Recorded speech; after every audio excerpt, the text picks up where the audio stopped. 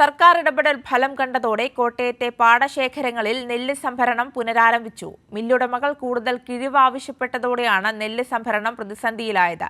കിൻഡലിന് 2 കിലോ കിഴിവെന്ന കർഷകരുടെ നിലപാട് അംഗീകരിച്ചാണ് നിലവിലെ സംഭരണം. മാനത്ത് കാർമേഘം ഇരുണ്ട് മൂടിയപ്പോൾ കഴിഞ്ഞ ദിവസങ്ങളിൽ കണ്ണീരോടെയാണ് കർഷകർ കടന്നുപോയത്. ഒടുവിൽ സർക്കാരുമായി നടത്തിയ ചർച്ചയിലാണ് കെട്ടിക്കിടക്കുന്ന നെല്ലുകൾ ഏറ്റെടുക്കാമെന്ന ധാരണയിൽ മില്ലുടമകൾ എത്തിയത്. നെല്ല് സംഭരിക്കാൻ കിൻഡലിന് 4 കിലോ കിഴിവ് വേണമെന്നായിരുന്നു സ്വകാര്യ മില്ലുടമകളുടെ ആവശ്യം. ഈ ആവശ്യം അംഗീകരിക്കാൻ കർഷകർ തയ്യാറായില്ല. പ്രശ്നം അനന്തമായി നീട്ടിക്കൊണ്ടുപോയി വേനൽ മഴയുടെ ആനുകൂല്യം മുതലെടുത്ത് ചുളുവിൽ നെല്ല് സംഭരിക്കാനായിരുന്നു മില്ലുടമകളുടെ നീക്കം. വിഷയത്തിൽ സർക്കാർ ഇടപെട്ട് മില്ലുടമകളെ ചർച്ചയ്ക്ക് വിളിച്ചു. ചർച്ചയിൽ കിൻഡലിന് 2 കിലോ കിഴിവ് നൽകാമെന്ന കർഷകരുടെ നിലപാട് മില്ലുടമകൾ അംഗീകരിക്കുകയായിരുന്നു.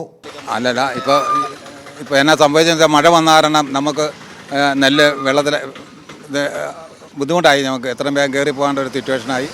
അപ്പോൾ അത് സർക്കാരുമായിട്ട് സംസാരിച്ച് പാർട്ടിയുടെ ആൾക്കാരൊക്കെ വന്നായിരുന്നു. അവരുമായിട്ട് മില്ലുകാരുമായിട്ട് സംസാരിച്ച് 2 കിലോ കുറവിൽ ലോഡ് കയറ്റി വിടാൻ വേണ്ടി ഒരു തീരുമാനമായി.